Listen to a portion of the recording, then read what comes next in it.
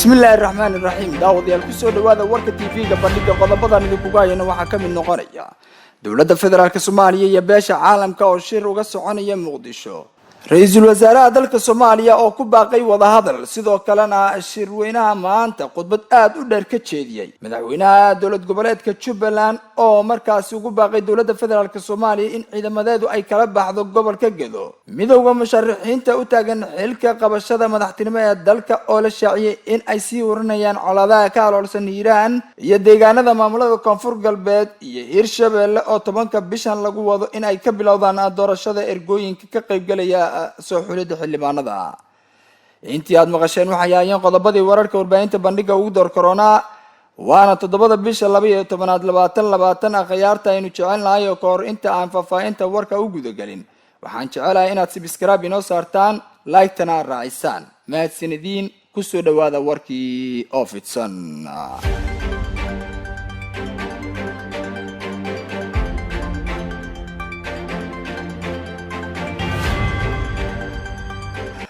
dawladda federaalka Soomaaliya iyo beesha caalamka iyo sidoo kale maamul goboleedyada ayaa shirweyne maanta waxa uu uga furmay magaalada Muqdisho shirweynahan ayaa waxa lagu gorfeynayaa xaaladda dalka Soomaaliya doorashada 2021 iyo sidoo kale arrimo dhowr ah shirka ayaa waxa ka dhex muuqanayay maamul goboleedyada qaar madaxdooda iyadoo kuwa kalena ay markaasi aaladda Zoom-ka ay uga soo qayb galeen internet-ka waxa sid mudan in madaxdii ka qayb gashay shirka ay iyagu halkaasi hadallo kala duwan ka jeediyeen ra'iisul wasaaraha dalka Soomaaliya mudane Maxamed Xuseen Roble ayaa khudbad dheer ka jeediyay shirkii maanta waxa uu sidoo kale ku baaqay in cid waliba uu markaasi iridiisa u furantay sidoo kalena wada hadal uu la qaadanayo cid kasta oo u timaado ha ahaato musharaxiinta u taagan qabashada xilka madaxtinimo ee dalka iyo sidoo kale mucaaradka iyo gabi ahaan cid kasta oo danaynaysa arrimaha doorashooyinka 2021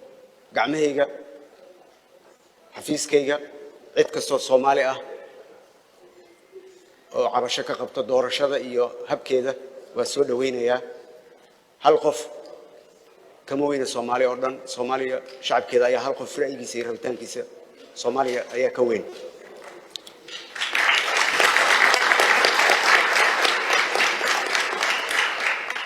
safarkayga oo hadda ku wajahan sidaan ku heshiinay President Deni inaan ku gaaro Garowe hadduu ilaahay raali ka noqdo oo aan kala hadlo arrimahaas sidoo kale aan soo maro Gaalkacyo aan ku xijiyo Dhuusamareeb kadibna President Axmed Madoobe waxaan ku heshiinay soo noqoshadiisa markuu ku soo noqdo Jubbaland Kismaayo inaan toos u aado halka isaga ayaan u fadhiyaa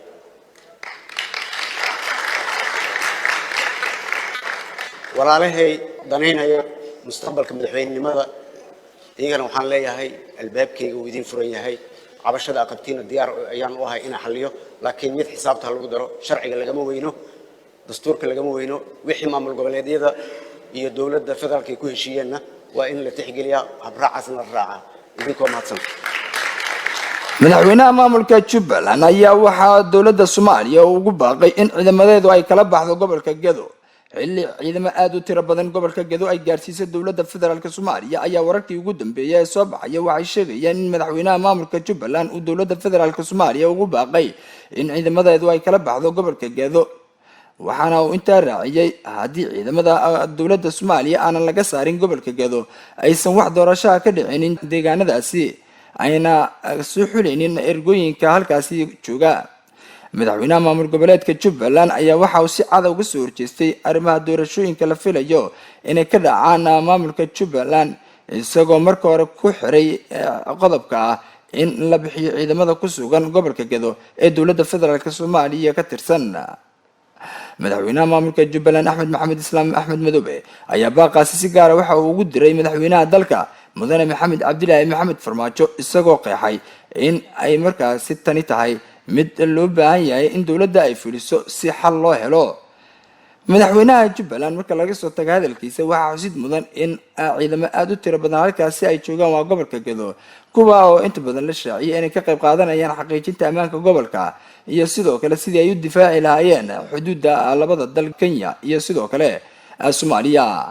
si kastaba haatee hadalka madaxweynaha maamulka Jubbaland ayaa haatan waxaa laga dhowr sugayaa in dowladda Soomaaliya waxa ay ka oran lahayd iyo sidoo kale in ay ambaqaadi doonto.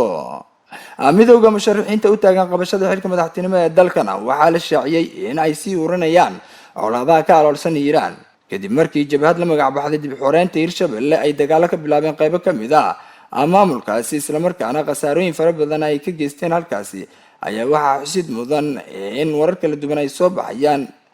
waxaana hadalladaasi ka mid ah in ay musharaxiintu ka qayb qaadanayaan hurinta colaadaha halkaasi ka jira iyagoon hub iyo saanad military siiyay dadka colaadaha ka wada halkaasi waxaana sidoo kale la shaaciyay in midowga musharaxiinta u taagan qabashada xilka madaxtinimo ee dalka ay markaasi uga faa'iideysanayaan arrimahaasi sidii uu u burburi lahaa maamulka muddada laga soo shaqeynayo dhisidiisa ee Hirshabelle. Suldaan Xasan Suldaan Cabdi Suldaan Maxamed waxa uu ka mid yahay salaadiinta ka soo jeeday Hirshabelle sidoo kalena wax ka soo xushay xildhibaanada waxna ka soo dhisay maamulka Hirshabelle waxa uu shaaciyay inaanay marnaba u dulqaadan doonin arrintan isla markaana midowga musharaxiinta u taagan qabashada xilka madaxtinimo ee dalka uu ku eedeeyay in ay sii urinayaan colaadahaasi ka aloolsan Iiraan loona baahan yahay in wax laga qabto waa sida uu hadalka u dhigay. suldaanka oo arrimahaasi ka hadlaya ayaa ku bilaabay sida tan. waxaa dhacday marka maadaama la dhisay Hirshabelle inay midowga musharaxiintu ay u istaagaan miraha shacabka reer Hirshabelle dhisteen sidii loo kala dhantaali lahaa ayagoo meelo badan gacnaynhaya qaabo kala duwan u adeegsanaya dad ka mid ah beel degta gobolka Hiiraan qayb ka mid oo yar inay abaabuleen ugu dhiibeen shacabkii reer Hirshabelle inay isugu dhiibaan ay ka shaqeeyeen taasina waxaan qaadan karna maaha waxaa laga dhisay gobolka Hiiraan Aqsoor Hiiraan niman la yiraahdo oo ah beelo fara badan oo gobolka Hiiraan degoo ku midoobay waxay si cad u taargadaysteen oo uga soo horjeedaan Aqsoor Hiiraan oo u istaagtay xaqqa reer Hiiraan iyo reer Hirshabelle damacsanna inay u gudubto xaqii ummadda Soomaaliyeed wax mirahii aan ka shaqaynay oo wanaagga ahaa oo isu keenida ahaa ayay nimankaasi qori dabla ku dhajinayaan dowladnimada Hirshabelle ka soo horjeedaan muwaafaqada Hirshabelle ka soo horjeedaan waxayna raadinayaan mansab ummadda Soomaaliyeed ay leedahay qaarkoodna waxaan ku eedeynaynaa dhibaatada hadda Hirshabelle taal inay awal mas-uul ka ahaayeen wadma musharax baa tihiin ummadii Soomaaliyeed masiirkeedii baad raadinaysaan inaad meel walba qayb ka yar qayb ka mid ah aad inta kala xiriirtaan dad aad sidaan iska dhaafa dadnimadiina kuma jirto ummadda Soomaaliyeed danteedu kuma jirto waana laydin jeedaa waxaan marka ka codsanaynaa nimankaas la yiraahdo midowga musharaxiinta in ay joojiyaan qalalaasaha iyo iska horkeenka shacabka reer Hirshabelle ay kula dhex jiraan intooda badan waxay ka soo jeedaan reer Hirshabelle gartay war haddee wanaag inay ku kaabaan bay xaq u leeyihiin inay midnimadii iyo xayndaabkii guud ee Hirshabelle iyo aas-aaskeedii inay ku soo duulaan oy dhibaato ku noqdaan maanta kabaanaan filanayn abdadaan u dambeeyey daqiiqado ka hor idaacadaha waxaan ka dhagaysanayay war saxaafadeed ay soo saareen oo ay ku leeyihiin wixii la dhisay ay ku dhaliilahayaan waa la dhaliili karaa shaygu. deegaanada maamulada koonfur galbeed Soomaaliya iyo Hirshabelle ayaa 10 bishani waxaa lagu wadaa in ay ka bilowdaan doorashada ergooyinka ka qaybgalaya soo xulida xildhibaanada doorashada ergooyinka ka qaybgalaya soo xulida xildhibaanada ayaa waxaa markaa haatan lagu bilaabayaa labada gobol koonfur galbeed Soomaaliya iyo sidoo kale Hirshabelle iyadoo kadibna la sii ambaqaadi doono gobolada kale ee dalka Soomaaliya. ergooyinkan ayaga waxay qayb si toos ah uga qaadanayaan sidii ay soo xili lahaayeen xildhibaanada 2021 iyadoona ay xusid mudan tahay in xildhibaanadaasi ay yihiin xildhibaanada baarlamaanka Soomaaliya. ergooyinkan ayaa waxaa loo xilsaaray guddi iyadoona hadda guddigaasi ay si toos ah u aadayaan labada gobol koonfur galbeed Soomaaliya iyo sidoo kale Hirshabelle